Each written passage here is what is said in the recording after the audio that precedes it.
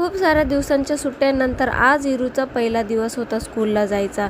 तसं तर सकाळी उठल्या उठल्या जे रडगाणं करते ना, त्याच्याने माझ्या डोक्याची दही होऊन जाते. पण काय करणार, मीही तिच्या वयात होती तेव्हा मीही तेच केलं आणि माझ्या मम्मीने मला सांभाळून घेतलं. तसं तर मलाही तेच करावं लागणार आहे. मला काही झाडं नवीन घ्यायचे होते म्हणून मी नर्सरीमध्ये गेली, पण तिथं काही भेटलंच नाही जसं मला पाहिजे होतं तसं. त्याच्यामुळे तोही आयडिया मी ड्रॉप करून दिला आणि सरळ घरी निघून आली.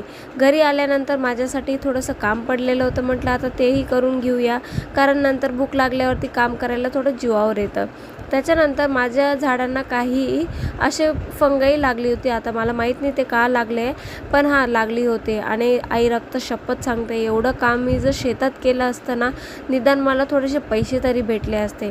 पण चला आता पोटपूजा करून घेऊया आणि तसंच इरूला पण घेऊन येऊ.